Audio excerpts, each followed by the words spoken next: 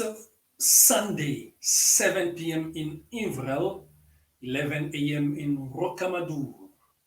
Welcome to the weekly retro at Bean Television. I am Jimmy Bean. Tonight, we are discussing about the impact of punishment on student learning. Two gentlemen will be joining us, one from New South Wales in Australia. His name is Adam Skinner. He's a high school teacher. And the other one is a high school principal in Nairobi, Kenya. His name is Vincent Maiben. With those two gentlemen, we shall be discussing about the consequences of punishment on student learning. Welcome to the show, gentlemen. Hi, Jimmy. Thanks for having me. Hi to you too, Hello. Vincent. Yeah, good. I'm fine. Thank you for. Yes, so I will start with you, Adam. What is punishment? And It's interesting. yeah, Yeah, I suppose in my context, we don't tend to talk about punishment so much anymore in schools. We talk a lot about consequences for actions that breach our expected standards in our codes of conduct. But punishment's something that we don't really like. We don't really use that word in our schools anymore. I should point out before I continue, I'm an employee of the New South Wales Department of Education. My views are my own, although there is significant overlap between my views and the department's own policies and everything that goes along with it. So I just want to make that clear before I get too much further into things as a public servant. In terms of talking about punishment, I suppose you go back to that old idea of correcting behavior and trying to encourage or promote standards of behavior that the community expects and that the community accepts. And I think now, I don't really think I've used the word punishment in my language as a teacher in a really long time. I spend lots of time talking about consequences. I'm a head of department at a Sydney high school.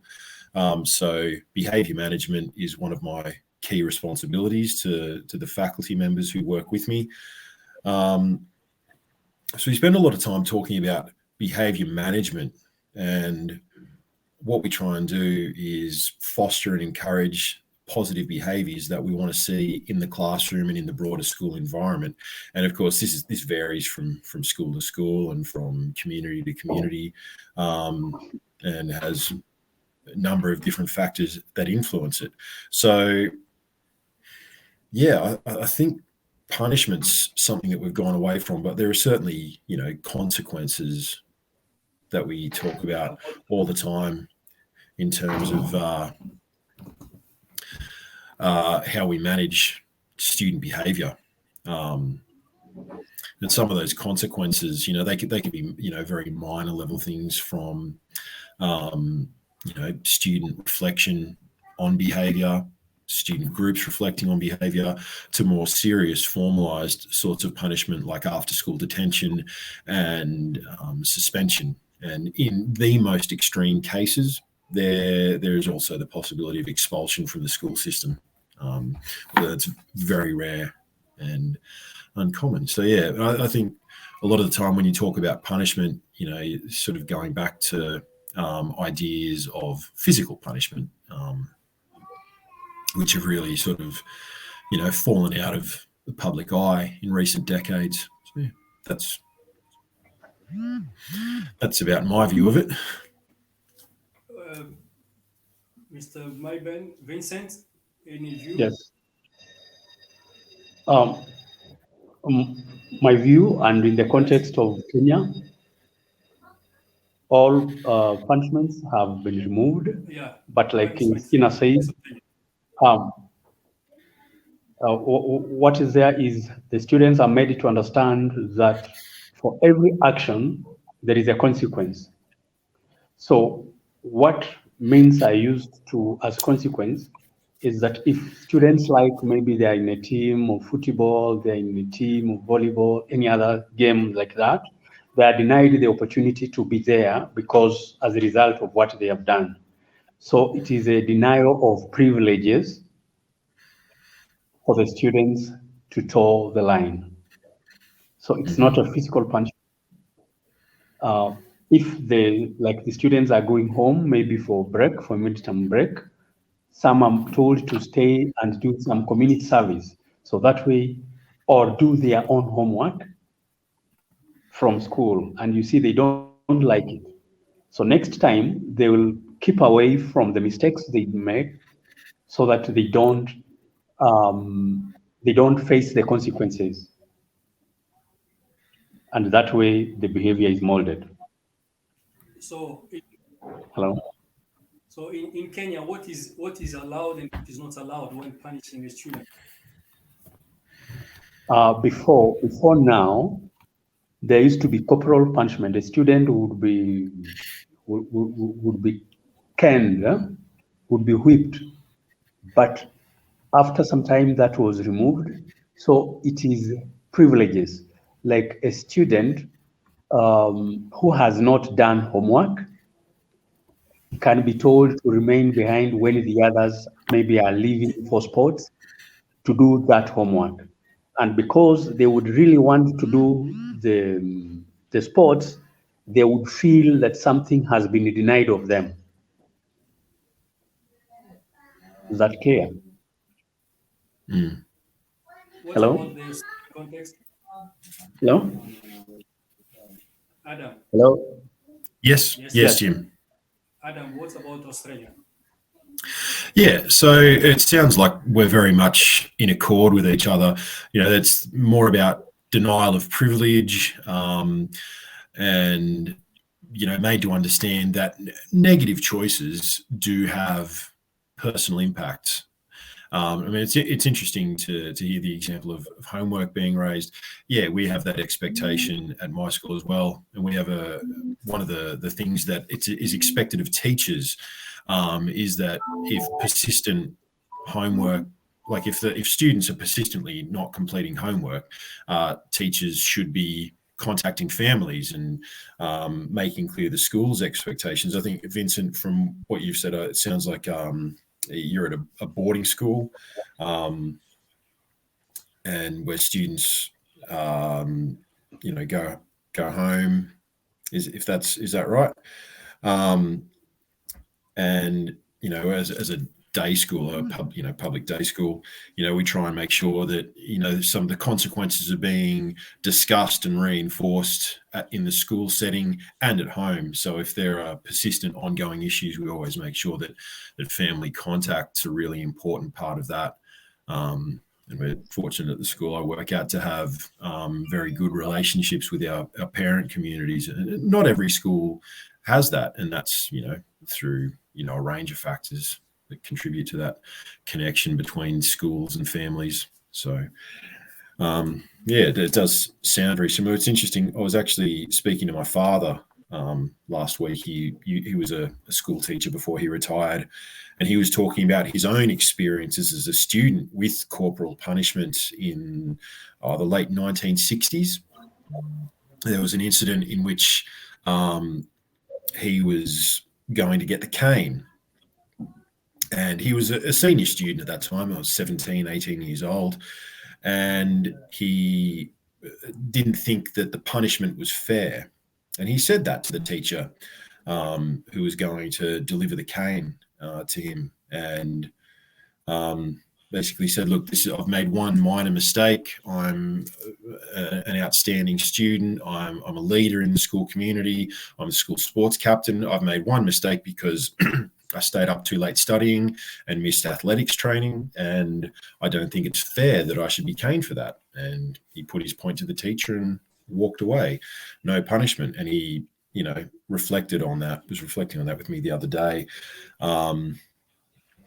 about how important he actually felt that was. And then, he sort of always had that in his mind when he became a teacher several years later, about the idea of, reflection and consequence being as effective as a physical punishment.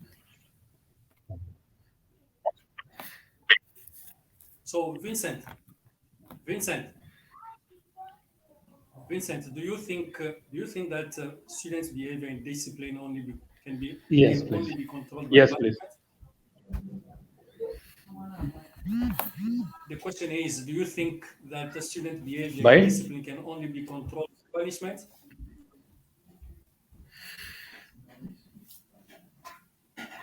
Can only be controlled by? Punishment. There is also, in our context, there is also guidance and counseling. When a behavior is persistent, then they are referred to the guidance and counseling teacher to be guided. Not that it can only be achieved through denial of privileges, MALT approach. You try this, you try the other. There is no one perfect way of correcting behavior. So one is you can deny them the privileges. But if it is persistent, then they can also be talked to. There are teachers who have trained in counseling students. So they talk to them, find out these issues, involve the parents, then the student gets helped.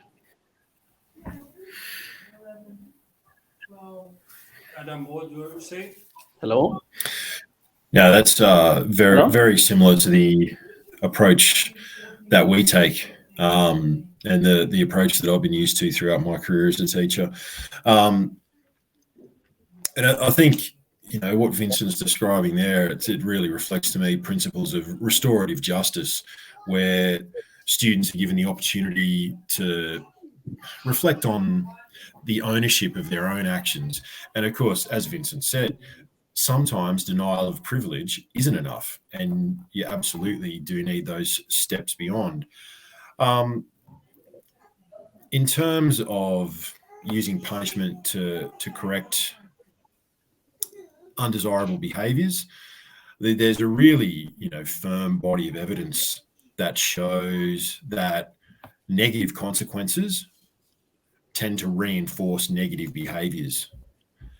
And I think, we're seeing this in our education systems all around the world at the moment, that we're adopting principles and have for decades now been implementing principles that encourage individual reflection on personal actions, reflection on consequences, and that these are naturally going to take a long time to achieve the sorts of change that we want to see. And I think, what we're both articulating here is that, we're preferring to look at consequences, reflections, and guidance rather than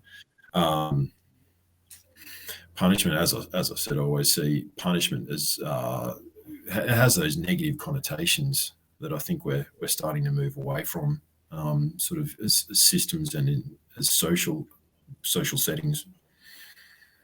So, Maiben, what are the Pardon? impacts of punishment on student learning? What are the impact, or what is the impact? The impact. Impact. Punishment on student learning. The impact of punishment on student learning? I've always seen that punishment as a negative itself tends to disengage students from their learning. There's something that I often discuss with younger teachers. If they have a challenge with an individual student or are facing persistent problems with a group, every time you go back to that individual student or to that group of students, it needs to be a fresh start. As the saying goes, let bygones be bygones. It's been my overwhelming experience that negative interactions, negative the negative connotations of punishment tend to deter students from engaging with their education. And the more frequently punishment occurs, the more likely it is that students are going to switch off and not want to participate in those really important parts of the educational process. And Maiben, what do you say? The punishment, the intention of a punishment in the current context is like when we say denial of privilege, is hoped that it would instill self-responsibility, that a student knows that if I do this, these are the consequences. So they can make decisions on their own without necessarily there being someone else to coerce them into doing the right thing. But punishment, the way it has been done before in our society, in our community here, has been a deterrent, like by use of corporal punishment, but it destroyed some students. Some associated school with corporal punishment, and therefore they would keep away from school. So then we had a lot of truancy. But now the way the approach today makes a student know, they reflect and know that if they had not made the mistake, they would have had the privilege. And because they want that privilege next time, they have a motivation to change their behavior. But if we inflict pain, then some students, not all of them, some grow up with that negative impression of also wanting to inflict pain to others. So I think in the overall, the current approach is better. It instills self-discipline, self-responsibility. Jimmy? Self-responsibility. Every educator or teacher expects positive outcomes from punishment. Hello? What do you think can change outcomes? Can change? The outcome. Pardon? When you expect positive outcome after punishing a student, okay? And you realize, okay, the student has been punished. What do you think can change the outcome if the student has not changed after being punished? Being punished after being referred to counselor, but the student is still behaving in the way that you are not pleased. So what do you think can change that outcome?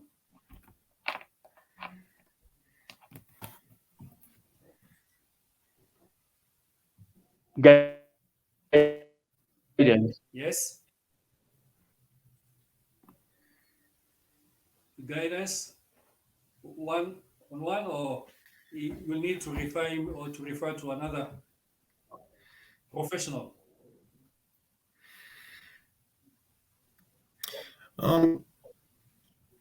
Look, in terms of persistent problems that continue after these, yeah, they come up. And it's interesting, like Vincent noted, that in terms of the older forms of punishment that used to be delivered, yeah, as he said, it wasn't every student that experienced those negative outcomes, but some students did. And again, there's no perfect approach that covers everyone.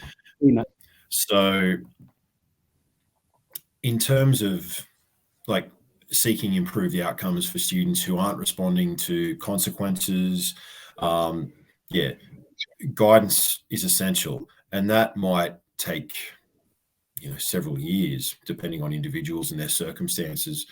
I've spent a lot of time in the last few years working as a year advisor, looking after the well-being of individual groups, and part of that is what I do. If students are having persistent problems and they're not responding to any of the interventions, the consequences, the denial of privileges that have been put in place, part of my job is to find that additional help and encourage that. And the first step of that is always through self-reflection.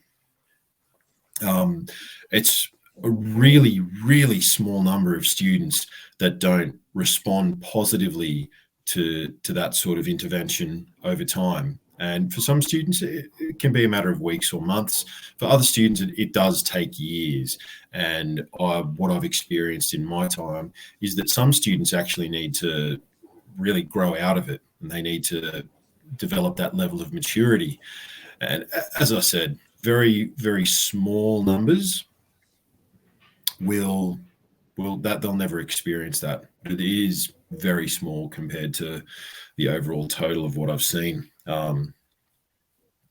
And I tend to think that the best thing that we can do with a lot of kids is we don't have to accept negative behavior. We don't have to accept poor standards, but we do need to be patient with our kids, whether it's in the home or in school or as part of a bigger group. And every group that comes through every year is different, has slightly different dynamics, has slightly different factors influencing their behavior. Like personally, we've found at my school over the last couple of years that some of the high standards that we had set for our students because of the COVID lockdowns and remote learning, we've had to work really hard to get back some of those standards of behavior that we just took for granted before all of that. So yeah, a lot of it's time, patience, repetition, being persistent, but also being supportive. Again, that's something that Vincent alluded to in the previous answer. Making school a safe place, somewhere where everyone can feel a sense of belonging. And I mean, if you go into the New South Wales Department of Education's policy around these sorts of things, that's at the forefront of it. A sense of identity, a sense of belonging, and I think when that's denied to students, either individually or as groups, that's when you start to see more negative consequences. Okay. So do you think zero punishment really helps learning? Where there is zero punishment, does it really help student learning? Okay. Zero punishment doesn't necessarily have to be zero consequence. I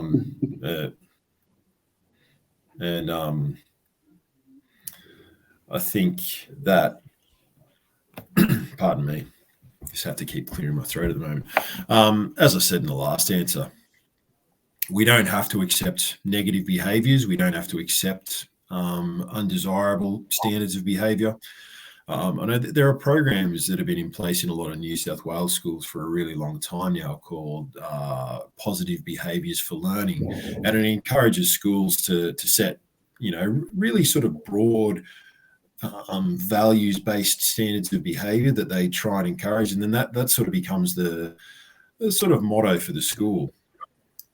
And the school that I work at, our three core values are the expectation that students are safe, active and respectful learners, and we use that as a reflective tool. And the initial consequence for low-level negative behaviour in any setting that I do is to refer back to that and to talk about what's expected when we ask students to be safe, active and respectful at school, in the classroom and in their day-to-day interactions.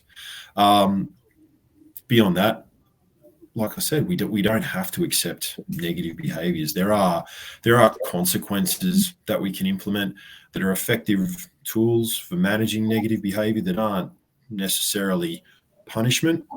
And we can use those to achieve the desired outcome. So yeah, I think in terms of managing our learning environments, supporting our students to grow into members of society, we have to ensure that there are consequences. But those consequences don't necessarily need to be punishment. And if you can't punish those consequences, what can you do? Yes, Maiben. If Hello? you can't punish those consequences, what can you do? I would like to agree with Adam that it is not a very big portion of the students that would defy all the measures put in place to straighten them. So if one persists, you try all the means and still they cannot correct, that would mean it is likely to mean that maybe there are underlying issues. And underlying issues could be also related to mental health. There are students who could be suffering from early signs of mental health that you're not aware of. So you may seek expert advice. Because it is also true that very many people are struggling with mental health issues. Because I would expect a normal student, after the denial of privileges, after being shown these are the consequences, and still they don't correct, and then it means there could be an underlying issue. So we would seek maybe, or maybe the student is using something like drugs, because that can also affect student discipline. So it would be imperative for the teachers to find out if any of those is a possibility. Are students using maybe substances that are not supposed to be used, or are they having mental health issues? Jimmy? And when making decisions, maybe in terms of those consequences, Yes. do you Hello? guys involve the parents? Yes. When you come up with the consequences, the first people to sensitize are the parents, so that we agree that if a learner does this, we shall do this. So the community is involved. So they know the consequences of defiance to this and that. They're involved. Then the learners are also sensitized. In fact, even the learners contribute to the consequences. Mm-hmm. What about you, Adam? Oh, yeah. Parental involvement is so important to the process. I mean, particularly when you do get beyond those things that are very low level and can be dealt with in the classroom or in the playground, instantly. If you've got ongoing issues, sort of repeated occurrences of negative behavior, then yeah, parents are key. And if as an educator you're not willing to be involved in a dialogue with the parents, then you're really depriving yourself of one of the major supports. You're denying yourself of that support, you're denying your student of that support, and you're denying the parents the opportunity to be involved and to actually engage in that. When you have multiple positive role models, teachers, parents, and those other members from the wider community who are involved, supporting a student, then you are going to, intervene before those things that Stephen mentioned, so that's mental health and substance abuse, become issues. So it has to be part of the process. Parental involvement, absolutely fundamental to this side of things. So the last question is to know, you guys, you are working under the education sector. So are you for or against punishment? Okay, so if we're talking corporal punishment, I am against it. I don't think that student behaviour should have zero consequences, but I am in favour of consequences. I'm not in favour of physical punishment. I think consequences should be fair and consistent and reflect the severity of student behaviour. in terms of like immediate consequences, I helped implement and facilitate a lunchtime detention program at my school some years ago. We've made some modifications to that because of time constraints that affected it, but by and large, that system's still in effect.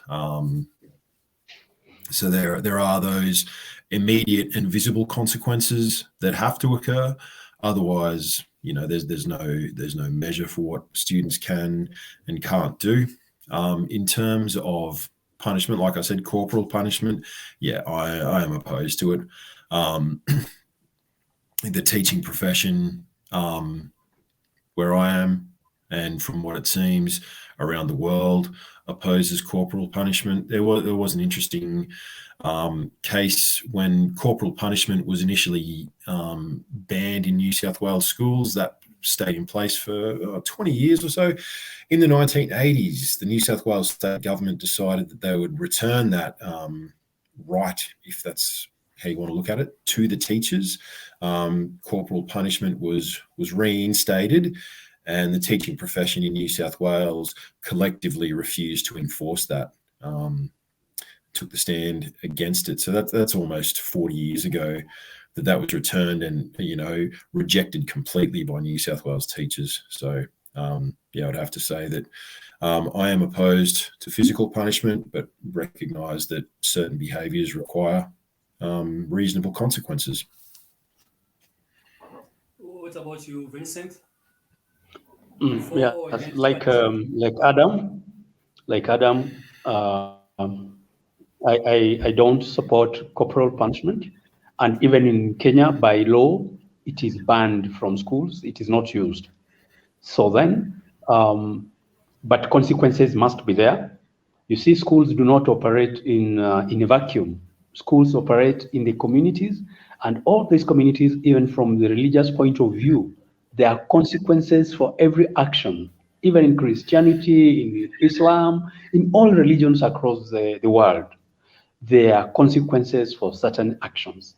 And given that schools operate within these communities, therefore the students must also grow up knowing that you have a right to justice, but you also have a responsibility. If someone did something wrong to you as a student, you would want someone to step in and redeem the situation. So likewise, you are expected to respect others, do unto them what you would like them to do to you, and therefore you must be responsible. So consequences must be there. Absolutely. Yeah, the community aspect of everything. Yep. Yes. Thank you so much, gentlemen, for joining us. We really appreciate your presence and also your contribution toward this topic. Text. A text from Melissa in Ghana. And Melissa wrote this. Please, teachers should stop punishing us. We run away from home, from punishment, and we need to be at school with peace. I agree. Yeah, I think Melissa's nailed it there. I also agree, but then be in school, be peaceful, and give others peace as well. Yes, absolutely. Okay. Be in school, peaceful, and Yes, man. share peace to others as well. Yeah. And above all, respect. Yep. Any comments? If you have a last comment, yeah, go ahead, Adam. Look, Jimmy, I just appreciate the opportunity to talk with you and Vincent about, what is an issue that I think schools, communities, parents all struggle with, trying to find the balance between what makes a fair consequence and the perceived need for punishment. I think we always have this perception that things are getting worse. I don't think they are. I think things have when they're bad in our communities, things are very visible. But I don't think things are getting worse. I think we're seeing these positive changes on a global scale in so many of our countries and communities. And I really appreciate the opportunity to talk with you both about it today. Yes, Vincent, any comments? Last comment? Yes. Teachers around the world strive to bring up people who are upright, students who are responsible. And therefore, there is need for them always to know that consequences are not meant to harm them, but to straighten them so that they are responsible citizens.